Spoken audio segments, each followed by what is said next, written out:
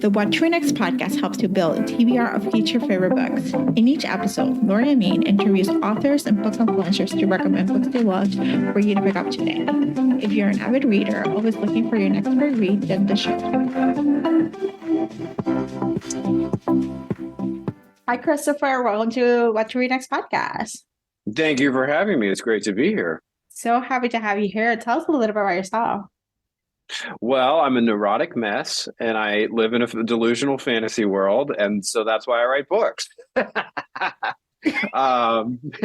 No, I've been publishing since 2000. That's when my first thriller came out. And the C. Travis Rice pen name, which I call an acknowledged pen name, is something I launched about a few years ago to be devoted to male romance. And so Sapphire Storm, the new book, is the third in the Sapphire Cove series. And that just came out a few months ago. So we're going to talk about romance. And we're going to talk about, because that's my passion. That's like, I love it. I find so much joy with it. It helps me with anxiety. It helps just, it's all the good stuff, but there's a whole diversity with it. What was your decision to write romance, male romance, which we need, obviously. What was your decision to venture and to build this pen name? Well, it was cooking for many years. And I think it started one night when I had heard about male romance, but I didn't know much about the publishing side of it. Mm-hmm. I knew that because digital publishing was offering new people opportunities to publish in new ways, that there was more of it being done in book form. Mm-hmm. I'd been aware of the sort of slash community forever, but I didn't know about male books. And so I had a huge bias and a prejudice, and I went in expecting to prove that they weren't any good and the authors didn't know the community and all this sort of stuff. And so I just randomly, shouldn't say randomly, as a result of Amazon's algorithms, ended up finding two books in particular, Driftwood by Harper Fox and Special Delivery by Heidi Cullinan. And I downloaded them fully expecting them to confirm all my worst suspicions. And instead, I was completely swept away by both of them. I just thought it was like I had found a gay cable TV station that was showing a wide variety of programs I wanted to see. Mm-hmm. And I got to a point, Driftwood was really more similar to what I had been writing. It was about men in the military. It had a more serious tone. It had I wouldn't say totally romantic suspense, but kind of a vibe in that direction. And I remember the sense of being halfway through and realizing that neither of the characters were going to die. Nobody was going to commit suicide. Nobody was going to leave. And I realized, oh, right, this is a version of this really popular form of storytelling for me, for people like me, for people who look like me, for people who love like me.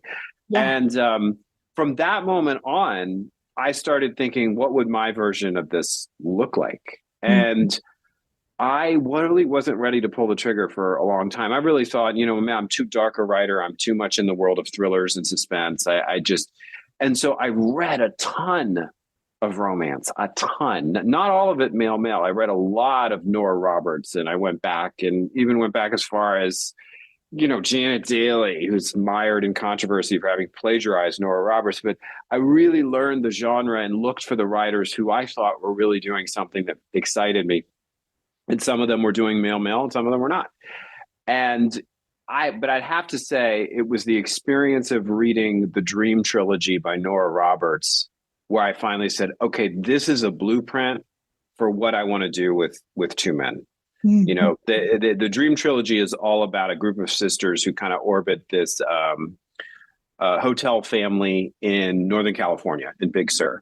Mm-hmm. And that's all my stuff. West Coast based romance, atmospheric, beautiful landscapes, that sense of family and found family that romance often delivers. A lot of the times when I'm reading a straight romance, what I love most are the friendships and the family relationships and the community at the ranch or wherever we are, and it had all of that. And that's when I really sat down and I started actually taking notes, and Sapphire Cove, the idea was born. And we got to talk about Sapphire Cove. What can readers expect from the series? Well, it's really, like my friend, the Lauren half of Christina Lauren said, it's Nora Roberts, but gay. It is it's not dark. It's not I wouldn't some people call it romantic suspense. There are some suspenseful elements in it, but it's really like a classic paperback romance from the 80s with two male heroes and a more contemporary sensibility. And it really, I wanted to transport you setting wise. Like I wanted to, wherever you were, I wrote it during the lockdowns. I wrote the first book, I should say, during the lockdowns. And I might have been here in California, but I couldn't go anywhere. And so I wrote the beautiful beach resort that I wanted to stroll through when the world was terrifying and scary. You know what I mean? So that's really what it is. And I mean, I think the different books the series has the structure that a lot of romance series do, which is you can hop on at any point. Every book is about a different relationship and a love story. And I think there's some enjoyment factor if you've read it from the beginning, but it's certainly not a requirement. Mm-hmm. So, and each book deals with sort of different issues that are important to me. The second book deals with homophobia and bullying and addiction. The third book deals with aging and age gap relationships and what that requires of people. The first book deals with various like what they call the tiered masculinity system among queer men, how some men who act more masculine get a kind of privilege around them. So those are all threaded through, but they're all absolutely romance novels, and they're meant to have a happily ever after and to keep all the promises of that genre. I love it. Yes, you give us some joy. That's the job. It's the joy. Like we have enough trauma. Like give us the good. Like give us like the promise of like a good thing. Like Absolutely. So, what's your like? What can we expect from you in the future? Do we expect more romance? Do we expect more thrillers? Like what? How do you plan to juggle around, Well, the answer is all of the above, really. I mean, because I think that was the beauty for me of the C. Travis Rice name was that it was a way of communicating to the readers, okay, this is going to be for something different. So don't go in expecting the demonically possessed plants and the serial killers. That's a Christopher Rice attempt. So once I built it and made that clear to people, and people ask me a lot of questions about the pen name, and I, like I said, I called it an acknowledged pen name. It was really about, I didn't want there to be any sense of shame around it being romance. That's why it's Christopher Rice writing a C. Travis Rice. But I also didn't want to mislead the Christopher Rice fans who wanted a darker experience. So to answer your question, now that I have those two lanes to play in, I plan to keep moving in both. Very exciting. Oh my gosh. And so what was the process of writing during lockdown? Because you mentioned the first book, writing in lockdown. And I feel like writing probably romances might have been a very different experience than writing a thriller. Wow. Well, what was crazy is I was doing both at the same time.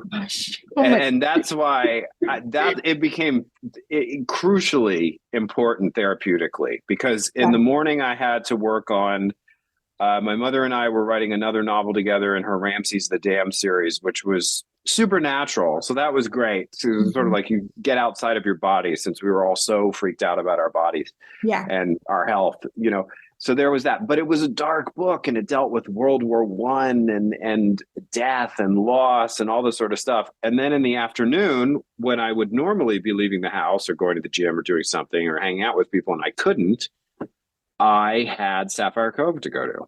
And that was really how it started. And it was low stakes. I had no publishing plan for it. I wasn't sure what I was going to do. I just did it because I loved doing it. And it was my reward for getting through the rest of the day. Love it. I love the fact that we found during lockdown where was a lot of uncertainty. We found these creative outlets that had no purpose, at the time, like no purpose, no reason. We just did them because it was fun, or just like a respite, or just like an escape from how scary the news were at the time.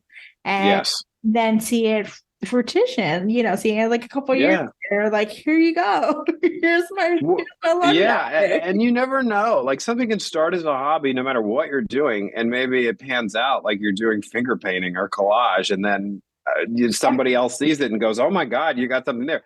But it's like that idea of surrendering the results so you can just be in the process.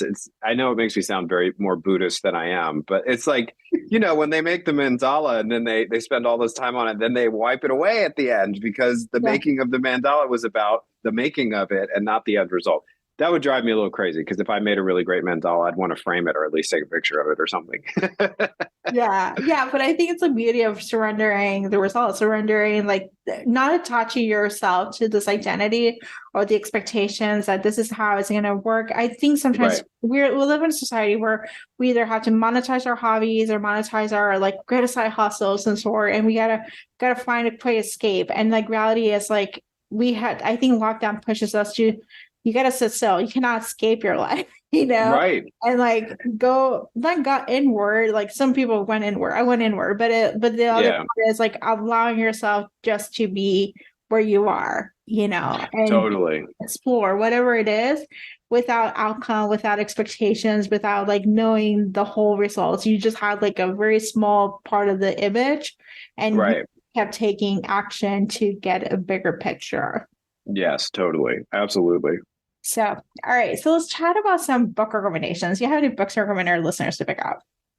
Oh, well, I always recommend my best friend Eric Shaw Quinn's book, Say Uncle, which is a wonderful, it was probably the first novel about gay adoption that a traditional publisher ever published. It came out in the 90s and it's really big hearted and warm hearted. Eric and I do a podcast together over at the Dinner Party Show called TDPS Presents Christopher and Eric. And we talk a lot about true crime and we talk about our lives and we talk about stuff we're reading and watching and loving. But he's not only my best friend, he's my first reader. And he really, he gives transformative reads of manuscripts. He can just see, you need this here. There's not he's brilliant at structure and plotting. And he wrote this book many years ago, and it was a big hit when it came out. And I highly recommend it. It's called Say Uncle, and it's available, I think, probably wherever ebooks are sold. I love this. I love this recommendation. Tell us your company online. I'm at ChristopherRiceBooks.com, but I'm also, as I said, at the dinnerpartyshow.com, which is where our podcasts are. And then I'm really more of a Facebook and Instagram user. And I think I'm embarrassed that I always forget my Instagram handle. I'll get it up right here on the screen because it's always open on my phone. Christopher.rice.writer. And then Facebook, I believe, is Facebook/ Christopher Rice Books. And that's really where I hang out. Yep, that sounds good. So thank you, Christopher, for being on the show. Absolutely. Thanks for having me. If you enjoyed this podcast, feel free to share with friends, subscribe, rate, and review the show. This is the easiest way to support the podcast. For a list of books mentioned and other romance recommendations, please visit whattoreadnextblog.com. Did you know you can purchase audiobooks directly from your favorite local bookstore? With Libro.fm, you can pick up more than 250,000 audiobooks, including bestsellers and recommendations from real booksellers. You'll get the same audiobooks at the same price as the largest audiobook company, you know the name, but you'll be part of a different story, one that supports your local community. If you're new to audiobooks, there's a perfect way to squeeze into more reading into your busy life.